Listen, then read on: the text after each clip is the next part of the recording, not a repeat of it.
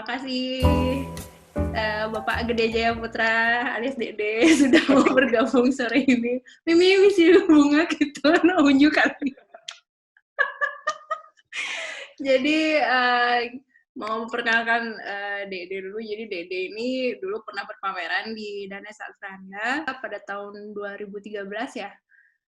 Dan itu adalah pameran tugas akhir dari pasca sarjananya di ISI Denpasar. Nah, jadi Dede ini adalah seorang perupa, kuliahnya di ISI Denpasar dari S1 sampai S2, dan sekarang seorang pengajar juga. Boleh cerita dikit nggak? Jadi aku buka deh ini apa katalog ya. Jadi sebenarnya katalog bagi yang mau lihat katalognya bisa lihat di linknya Danes Alfranda. Udah buka ya? Udah kelihatan ya? Ya. Udah. Kelihatan. Oke. Jadi ini adalah katalog pamerannya saat itu. Boleh cerita dikit nggak tentang transformation ini? Mungkin memang sudah lama. Coba kita nampak tilas dulu cerita ya. Ini menguak kembali kenangan yang pernah ada ya. Iya. Sebenarnya kalau merujuk pada pameran itu udah pasti terkait dengan kajian tesis ya. Karena pameran ini kan salah satu sarana untuk bukan mendapat sih, tapi untuk tamat dari jenjang S2. Saat itu sebenarnya yang menjadi keresahan itu terkait dengan situasi di rumah, yaitu di Seminyak. Nah, gimana sih persoalan Seminyak itu pada saat itu? Nah, misalnya salah satu seperti kita lihat di cover itu. Nah, di cover itu saya pas buat karya yang berjudul Bali Kini. Nah, itu saya melibatkan 2 penari dan ada satu aparat polisi lah yang membantu dengan meminjam tempat di Sunset Road. Nah, bagaimana sih persoalan Bali kini gitu yang misalnya saya simbolkan dengan Seminyak pada pameran ini, di mana persoalan Bali sudah berbeda lah dari hari ke hari, yang mana kalau dulu saya kecil Seminyak itu benar eksotis, benar. Kalau misal kita main ke pantai, pantainya sepi, indah, itu benar seperti apa yang dihayalkan oleh orang, itu benar. Nah, tapi sekarang jangan buru-buru ke pantai, mau ke pantai aja udah macet gitu loh. Jadinya sisi nyentrik, sisi eksotisnya di mana? Nah, kemacetan seperti itu yang coba saya gambarkan sebenarnya di dalam karya Bali Kini itu. Bagaimana sih persoalan Bali? Apa sih yang disambut oleh Bali saat ini? Apakah gempuran modernisasi dari luar? Nah, itu pertanyaan yang mengantar salah satu konsep besarnya lah di dalam transformasi pameran tunggal saya di Danes ini. Itu kira-kira di awal, Fit. Oke.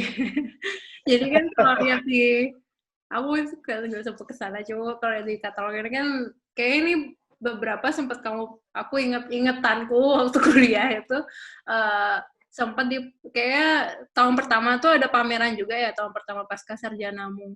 Ya. Terus aku lihat kayak ada beberapa karya ini juga di pameran itu ya. Iya. Terus ini kayak banyak variasinya gitu kalau tak perhatiin karya-karyanya. Terus tapi kan ini beragam ya, bukan maksudnya ada yang memang fokus ke Bali Kini, terus yang lainnya itu tentang apa? Yang lainnya kalau judul TA ini otomatis judul TA ya, tak balas ya. Kalau judul TA itu kan transformasi wajah ganda.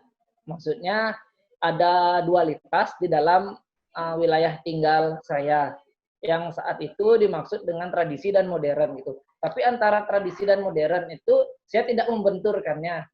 Makanya saya bilang wajah ganda, gimana di Seminyak itu antara modisi dan tradisi itu, tradisi dan modern itu saling berpegangan tangan gitu. Mereka berjalan beriringan sehingga di dalam karya-karya yang hadir itu sebenarnya bagaimana sih kita melihat atau dari perspektif mana sih kita melihat posisi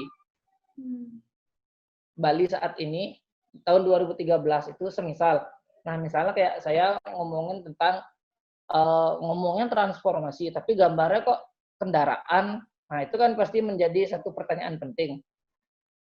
Kenapa bisa kendaraan yang muncul, sedangkan yang saya omongkan tentang situasi saat itu.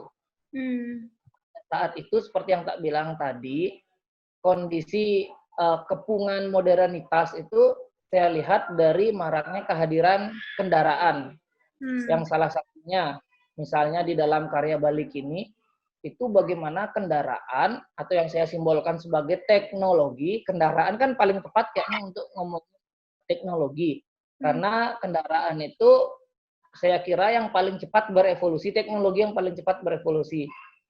Karena teknologi yang paling cepat berevolusi, itu udah otomatis paling cepat membantu pergerakan manusia yang bisa dipahami sebagai arus modernitas atau arus modern seperti itu. Nah, sisi modern itu saya visualkan atau saya interpretasi sebagai kendaraan. Persoalannya, bagaimana kendaraan hancur ini hadir? Mau ngomongin apa sih dia? Nah, misalnya kayak karya-karya lukisannya David. Yang ini. Yang mobil 2. Nah, itu judulnya kan ending. Nah, ending di sini bukan sebagai ending budaya yang hancur, enggak sih, bukan gitu maksudnya. Tapi gimana persoalan ending itu kita kita ngomongin tradisi yang seperti apa atau modern yang seperti apa. Kita berdiam di wilayah mana gitu sebenarnya. Kalau misalnya kita melihat posisi kita hadir itu pasti ada masa atau jangka waktunya. Nah, jangka waktu untuk kita mendiami satu wilayah atau satu pemahaman itu sejauh mana? Kita bisa memahami yang mana namanya persoalan tradisi, yang mana namanya persoalan modern. Tapi jika sudah batas waktu, apapun itu yang namanya, entah itu positif kayak, entah kayak itu negatif kayak, tapi yang udah namanya jangka waktu, kita nggak mungkin bisa menghentikan proses berhentinya jangka waktu itu. Makanya ibarat misalnya sebuah teknologi, seberapa bagus pun teknologi yang menghadirkan atau yang dihadirkan untuk kita, itu pasti ada jangka waktunya. Ada periode akhirnya lah. Nah, periode akhir yang ingin saya sampaikan itu adalah kurang lebih kematian seperti itu. Nah, proses kematian itu apakah menyeramkan? Kalau misalnya kita melihat mobil seperti ini kan bekas tabrakan. Dia sudah berakhir dan berakhir seperti ini. Nah, kalau orang lain mungkin melihat proses kematian itu mengerikan seperti itu. Nah, siapa sih yang ingin berakhir dengan peristiwa yang tragis?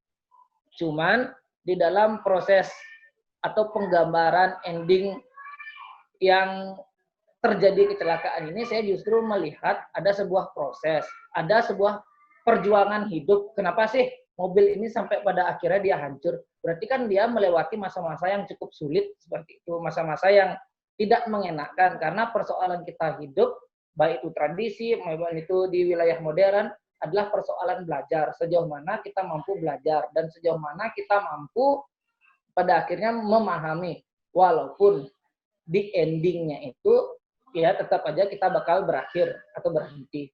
Itu sih sebenarnya sekilas yang menjadi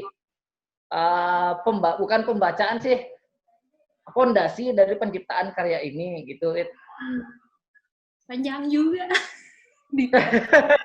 Nah, itu menarik soalnya maksudnya aku juga penasaran sih kayak karena kan kalau terlihat karyamu dari sebelum S2 ini pun juga sempat menyentuh hal-hal ini gitu kan, kayak hal kayak apa namanya apa istilahnya kayak eksplorasi medianya lah gitu, kayak udah kayak ya memang kamu masih membawa lukisan tapi sebenarnya kamu juga melampaui itu gitu.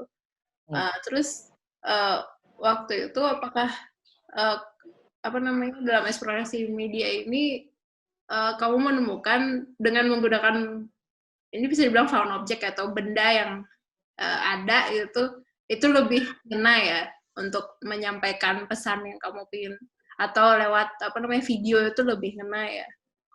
dari apa Oke, namanya selain lewat lukisan itu sendiri? lukisan. Sebenarnya pertama itu ini cerita sedikit lah ya. Ya. Di S1 jadinya ini di S1 itu tahun 2007. Itu ada pameran di Isi Denpasar sih. Waktu itu jujur aja saya kan belum bisa melukis. Belum melukis tapi diajak pameran dengan Isi itu menurut saya pameran penting sih. Jadinya pada saat itu saya coba buat karya supaya nggak malu-maluin, saya buat instalasi itu ceritanya. Nah, instalasi air. Itu saya buat ada 50 pieces dari pipa, keran, telop tangan, sama variasi air warna seperti itu dah. Saya nggak nyangka sih sebenarnya respon dari apresian itu justru bagus. Padahal itu pertama kali lah saya buat instalasi seperti itu. Tapi kok malah responnya dan juga karya terlihat menarik. Sebenarnya dari sana kesadaran itu muncul dan di 2008 pameran Isi lagi. Ini yang buat Isi Denpasar maksudnya, kampusnya yang buat pameran. Nah, 2008 itu ada pameran lagi saya buat instalasi gitu. Dan juga kenapa saya bilang cukup menarik apresiasinya karena waktu itu karya saya yang masuk koran itu ceritanya. Ya itu apresiasi yang tinggi memang itu pasti udah pada lagi zaman itu lagi kuliah lagi kan. Tapi di pameran karya saya masuk koran, itu udah jujur ya tapi nggak bisa tidur gitu, langsung beli koran langsung gunting. Itu ada filenya kok di blog saya ada filenya udah tak malu-malu udah tak clipping gitu.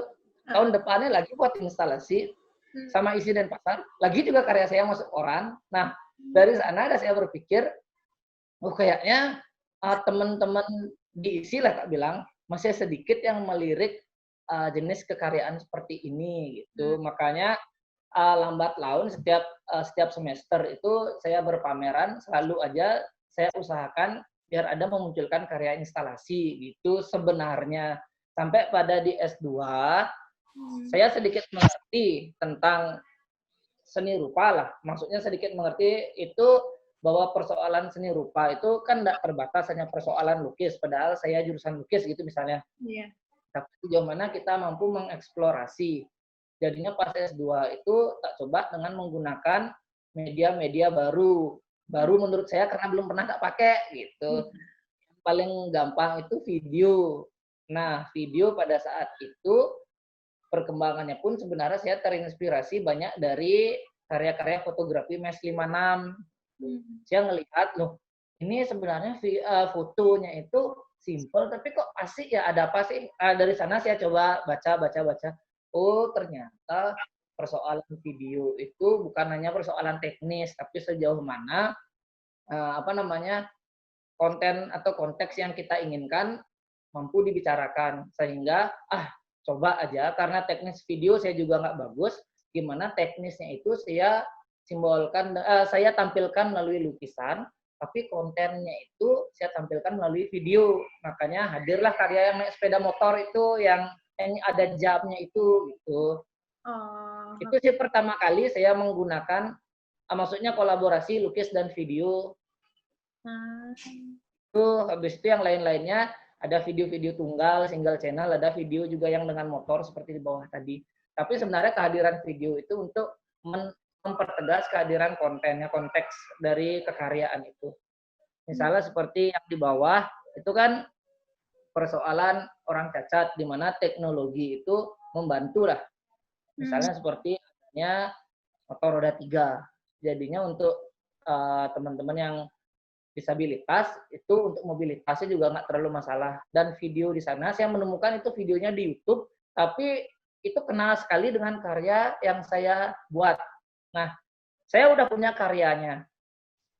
Tanpa sengaja karyanya udah ada ini, tapi di YouTube pas ketemu dengan orang yang menyerahkan kursi roda gitu pada saat itu. Persoalan kursi roda itu serupa lah dengan karya motor itu. Makanya saya ini pas, udah pinjam aja ini kontennya, toh juga yang di luar konten ini konsep dasarnya teknologi itu sudah pada visualisasi motornya. Itu sih. ini kayak ada foto-foto. Kamu nge-share yuk di katalog Ya, itu foto-foto. di Ini Danes kayak dari pamerannya. TA ya? dari apa penjabaran. Jadi ini di Danes, di dalam Danes yang dulu. Ada macam-macam ya. Oh ini berarti instalasi-instalasi terus apa Ya, instalasi. dari video-videonya juga ya. Oke. Terus waktu itu ada cerita nggak kenapa bisa di Danes pameran TA-nya? Apakah karena Sebenarnya minat? seperti seperti yang tak bilang tadi itu S2 itu saya baru lebih bisa memahami lah seni rupa itu gimana gitu. Ternyata yang pertama karya itu bakalan lebih hidup kan tergantung situasi ruang. Iya. Maksudnya jenis kekaryaan seperti ini, semisal saya pamerkan di mana ya, misalnya bilang ya di arsop yang agak tradisi gitu misalnya, pasti dia nggak bakal nyambung dengan jenis kekaryaan seperti ini. Saat itu sebenarnya 2013 nama Danes kan lagi gencar-gencarnya, lagi bagus gitu lah. Dari sebelumnya, dari semenjak saya kuliah S1 itu di Danes itu udah, wah ini tempat hebat gitulah. Dan waktu itu saya tembus di Danes, jujur aja ini karena pameran TA S2. Nah, kalau misalnya bawa proposal pameran itu kemungkinan pasti nggak diterima. Itu beneran. Nah, karena ini S2 udah pasti pertimbangannya mungkin waktu itu saya nyebutnya Sri sih. Sri kan masih di Danes sekarang. Sri sih yang ngebantu saya bahwa ini penekannya S2 gitu. Makanya singkat cerita dipermudah lah untuk masuknya. Itu dan secara ruangan saya kira Danes masih senafas lah dengan karya saya gitu. Makanya ini udah tepat lah di Danes pemilihannya. Walaupun pada akhirnya karya yang saya loading terlalu banyak. Dan juga celah-celah apa namanya karya untuk bernapas itu agak sesak karena kebanyakan karya sih. Iya sih ini lumayan di tengah. Ya. Salah sih semua nih. Karena I see. Ya tapi menarik juga kok apa namanya ya walaupun apa namanya ini berarti di tengah semua ya, nggak ada yang di pinggir ya? Ada sih yang patung tuh aja nempel tembok. Oh oke. Iya ya. Yang patung tembok itu. Ya itu. Ini pas pembukaan. Sama ya? Ini juga. Terus kamu juga ada performance ya sebelumnya? Iya, ada performance. Aduh, itu apa judul performance ya? Transformasi sih judulnya, transformasi. Transformasi juga. Ada di YouTube ini, performance-nya ada di YouTube. Iya. Nanti kita share juga di antara. Ya, di share aja lah. Gitu. Itu kamu sendiri ternyata ya? Tak kira orang lain loh tadi ya? Nggak. Waktu itu rencananya kan maunya melibatkan teman-teman yang takja buat karya di seninya yang 2 penari itu. Nah, dengan konsep waktu itu rencananya pakai mobil gitu. Cuman setelah digonjok dengan grup PK waktu itu, ini saya pasti tetap nyari pertimbangan gitu ke teman-teman karena untuk ngambil kerjaan sendiri itu agak susah gitu ya, agak susah. Minta pertimbangan ke kelompok lah. Kalau dari kelompok sih lebih menyarankan karena ini pameran tunggal, lebih bagus kamu aja yang hadir secara tunggal. Itu lebih mengesankan. Toh juga ide-idemu lebih cocok ke kamu yang mementaskan gitu. Oh ya, jadinya maka pada akhirnya saya menggunakan diri sendiri sama satu teman yang menggunakan sepeda motor untuk merespon bunyinya, nada-nada yang hadir terkait dengan munculnya atau transformasi dari sebuah pemahaman gitu. Pemahaman yang ditransformasi itu pemahamannya sebenarnya bagaimana pemahaman masyarakat sekarang melihat Bali yang didiami saat ini, apakah masih sebatas persoalan tradisi atau mereka sudah mampu memahami bahwa mereka ini hidup di zaman modern gitu. Itu yang ditransformasi sebenarnya. Aku ngikutin sih Dede perkembangan karyanya. Ya ada ngikutin ya, lebih sering ngikutin sih yang pasti.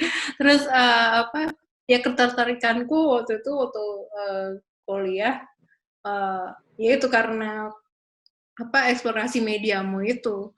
Jadi emang ya kamu baru tahu aku cerita tentang ternyata instalasimu masuk koran setiap saat tuh. Oh, make sense. Jadi ternyata memang Dede doang kayak di kampus pada zaman itu.